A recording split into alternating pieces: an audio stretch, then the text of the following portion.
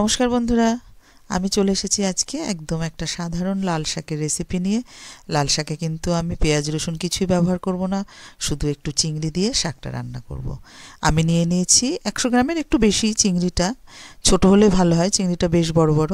আর লাল শাক একদম বেছে ধুয়ে কেটে নিয়েছি, আর লাগবে কাঁচা লঙ্কা। কড়াইটা গরম করে নিয়ে আমি সর্ষের তেল দিয়ে দেবো।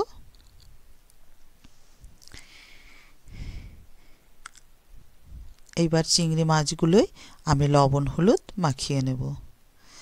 আমি চিংড়ি মাছের পুরো খোসাটাই ছাড়িয়ে নিয়েছি বড় বলে, আর ছোট চিংড়ি হলে খোসা অত না ছাড়ালেও হয়। এবার লবণ হলুদ মাখিয়ে আমি চিংড়িগুলো তেলের মধ্যে দিয়ে দেব।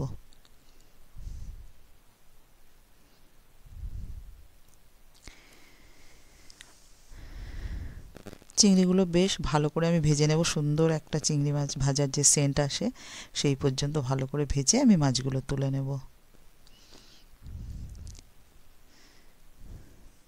এবার ওই তেলের মধ্যে আমি ফোড়নে একটা শুকনো লঙ্কা ছিঁড়ে দিয়ে দেব, আর দিয়ে দেব একটুখানি পাঁচফোড়ন। আর এবার চিড়ে রাখা কাঁচা লঙ্কাগুলোও দিয়ে দেব তেলের মধ্যে, দিয়ে শাকগুলো তুলে দেব।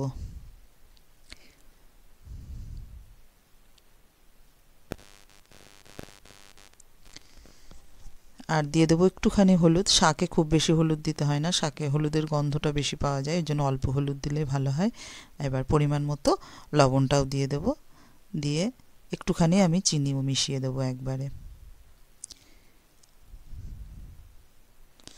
আর কিছুই লাগবে না। এইবার আমি সবগুলো একসঙ্গে শাকের সঙ্গে মিশিয়ে বেশ খানিকক্ষণ নাড়াচাড়া দিয়ে নেব। আর শাকে অনেকটাই জল বেরোবে, জল বেরিয়ে নরমও হয়ে যাবে।